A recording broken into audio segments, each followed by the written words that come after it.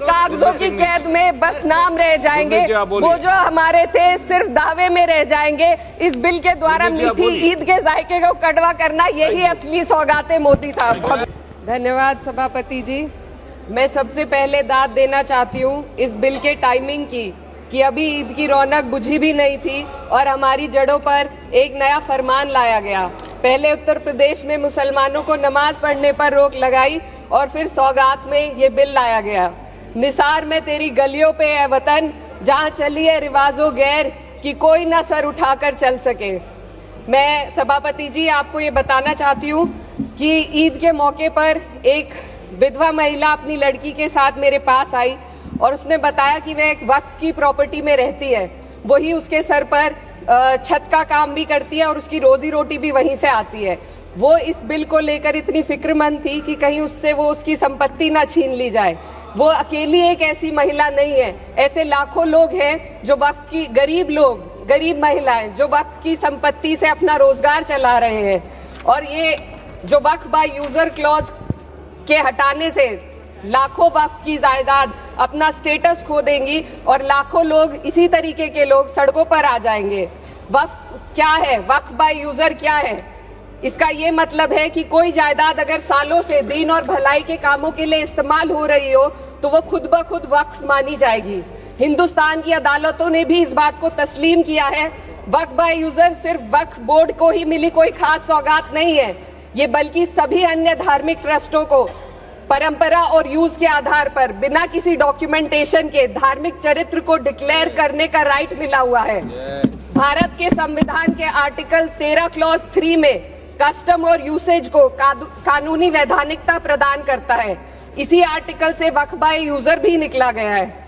इस बिल के कानून बनने पर वक्फ बोर्ड तो इस प्रोविजन से हाथ धो बैठेगा, लेकिन अन्य धार्मिक ट्रस्टों को यह सुविधा जारी रहेगी। इससे भारतीय संविधान के आर्टिकल 14 और 15 का सीधा उल्लंघन है, जो धर्म और जाति के आधार पर भेदभाव और कानून के सामने सभी की बराबरी पर जोर देता है। मैं इसके साथ ये भी कहना चाहती हूँ कि सत्ता के लोग जो एक दूसरे की पीठ थपथपा रहे हैं कि वक्फ बाय यूजर का जो अमेंडमेंट इन्होंने दिया उसको एक्सेप्ट कर लिया गया है, लेकिन इनकी शरारत यह है कि उसके साथ ही एक ऐसा प्रोवाइजो इसमें शामिल किया गया जिसके आधार पर यह कहा गया है कि अगर कोई भी वक्फ की संपत्ति विवादित हो तो वो अपना वक्फ स्टेटस खो देगी। तो जो अमेंडमेंट इन्होंने दिया है, जिसको एक्सेप्ट कर लिया गया है, उसका कोई मतलब नहीं है।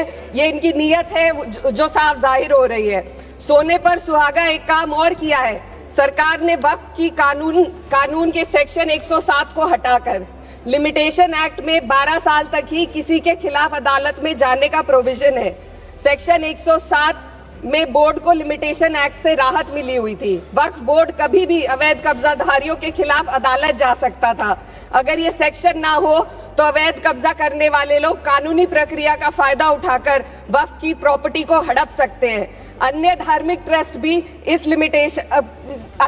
ट्रस्टों पर भी ये लिमिटेशन एक्ट लागू नहीं होती, तो फिर वक्फ बोर्ड के साथ ये सौतेला रवैया क्यों किया जा रहा है? धर्म को देखकर दोहरी नीति क्यों अपनाई जा रही है? सेक्शन 107 और वक्फ बाय यूजर को अगर एक साथ पढ़ा जाए तो इससे लाखों वक्फ की प्रॉपर्टी पर कब्जा किया जाएगा। इसलिए ये बिल मुसलमान की भलाई का नहीं बल्कि उनके वजूद और विरासत को मिटाने का बिल है।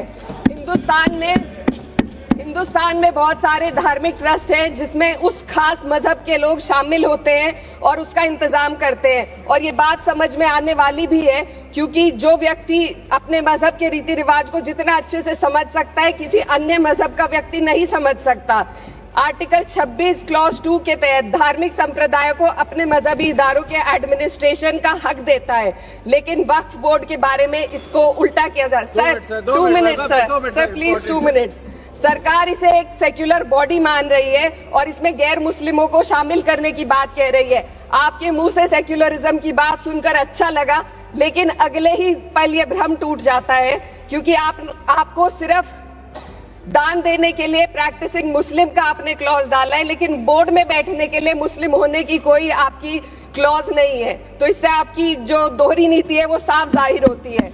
ये वही सरकार है जिसने राम जन्मभूमि ट्रस्ट में ये लिख दिया कि जिलाधिकारी भी अगर होगा तो हिंदू होना चाहिए। कोई मुझे बताए कि वहां पर सेक्युलरिज्म का रस क्यों नहीं घोला गया। सर, आखिर में मैं अपनी बात को खत्म करने से पहले महिलाओं का मुद्दा बार बार उठाया जा रहा है। सरकार का कहना है कि बोर्ड में मुस्लिम महिलाओं को रिप्रेजेंटेशन देंगे।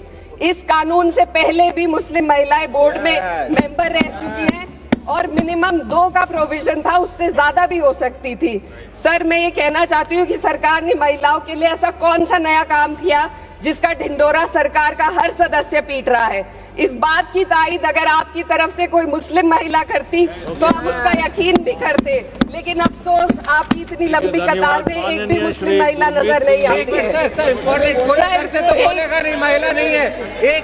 मैं खुद एक मुस्लिम महिला हूँ, मैं सिर्फ एक सर मैं माइनॉरिटी महिला हूँ। इस सदन में हम सिर्फ 2 महिलाएं हैं और उस नाते से मैं ये बात कहना चाहती हूँ कि इस बिल के माध्यम से मुस्लिम महिलाओं को कुछ नहीं मिल रहा है। ये हमें कुछ नहीं देना चाहते, सिर्फ टोकनिज्म हमारे नाम पर बनाकर एक नैरेटिव मीडिया में चलाना चाहते हैं। तो ये बिल मुसलमान की भलाई का नहीं, उनकी पहचान को मिटाने का है। सर, अंत में मैं बस यही कहना चाहती हूँ कि कागजों की कैद में बस नाम रह जाएंगे, वो जो हमारे थे सिर्फ दावे में रह जाएंगे। इस बिल के द्वारा मीठी ईद के जायके को कड़वा करना, यही असली सौगाते मोदी था। बहुत बहुत